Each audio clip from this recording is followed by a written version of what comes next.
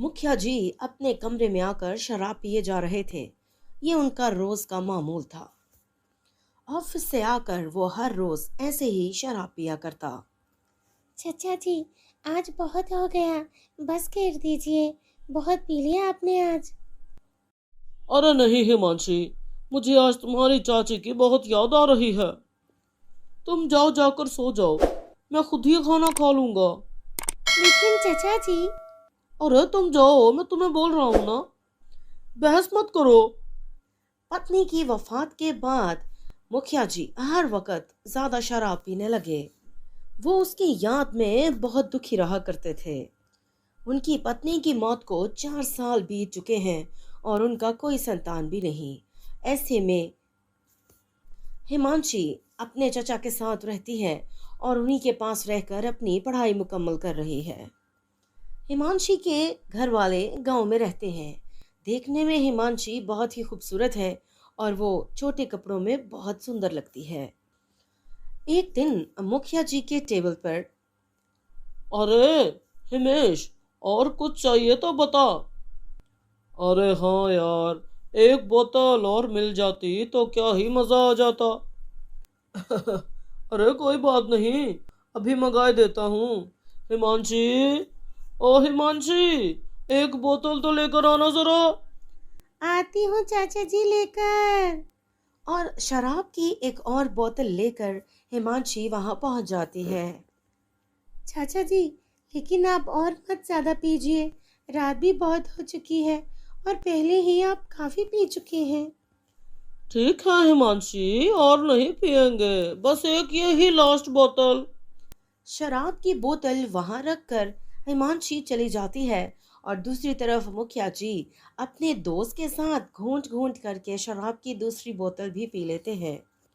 अब उसकी रोजमर्रा की जिंदगी ऐसी ही हो गई थी। वो अपनी जिंदगी जरूरत से ज्यादा शराब पीकर ही गुजारता था।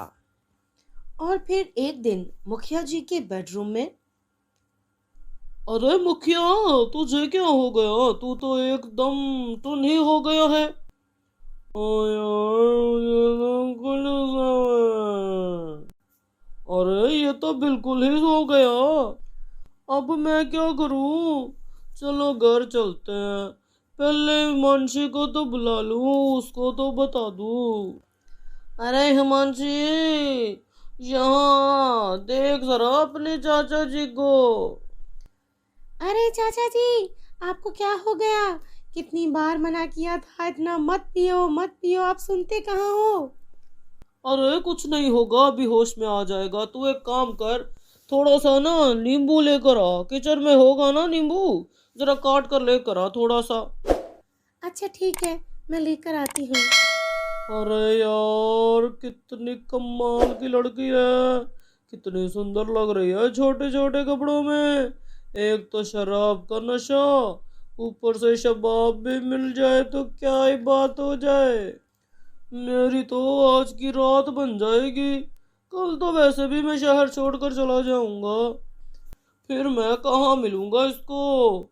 ये भी तो सारा उल्टा पड़ा है। क्या करूं फिर, आज का रात का फिर रात बना लूं अपनी। मुखिया जी के दोस्त हिमेश के दिल में हिमांशी के लिए खोटा जाता है और वो हिमांशी को देखकर पागल हो जाता है और हिमांशी के पीछे पीछे किचन तक पहुंच जाता है। अरे हिमांशी, मिला क्या लीमू तुम्हें? अरे चाचा जी, आप यहाँ क्या कर रहे हैं किचन में? क्या चाहिए आपको? मुझे जो चाहिए वो तुम दोगी। क्या चाहिए आपको?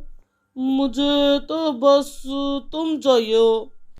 आज तुम्हें देखकर मुझे अपनी पत्नी की याद आ गई है। आप पागल तो नहीं हो गए हैं? आप मेरे चाचा की जगह पर हैं।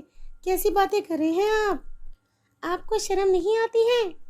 अगर हमेशा ही शर्म करता रहूंगा ना, तो ठेंगा मिलेगा मुझे। कहीं कहीं शर्म को भगाना भी पड़ता है हिमांशी। थोड़ी सी तुम भी मेरी बात मान लो। आप चले जाएं यहाँ से, वरना मैं शोर मचा दूंगी। अरे तो कौन सुनेगा तुम्हारा शोर? चाचा तो तुम्हारा उधर लुढ़का हुआ है। अरे, आप क्या कर रहे हैं ये? दूर हो जाइए मुझसे। अरे कहाँ जा रही हो हिमांशी, बात तो सुनो। हिमांशी बहुत डर जाती है और किचन से भाग जाती है और भागते भागते डरते डरते वो पूरे घर में भागती रहती है।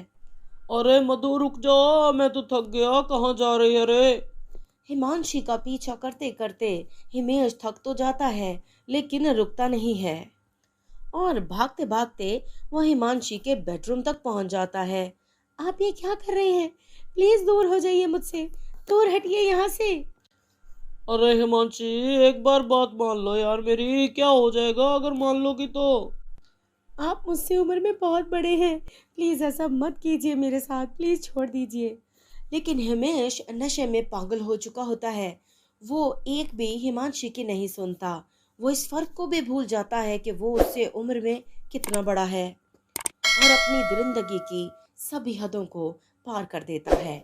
अगले दिन सुबह हिमांशी काफी परेशान बैठी थी जब भी उसके चाचा आते हैं। अरे हिमांशी, यहाँ क्यों बैठी हो? यार वो रात को कुछ ज्यादा ही हो गया था, अभी तक सर चकरा रहा है मेरा और मैं ऑफिस जा रहा हूँ।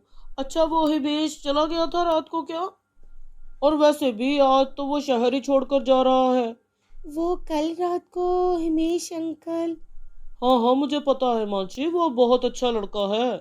अब तो शहर छोड़कर वो हमेशा के लिए चला गया, अब वो वापस कभी नहीं आएगा। इतना कहकर हिमांशी का चचा वहां से चला जाता है।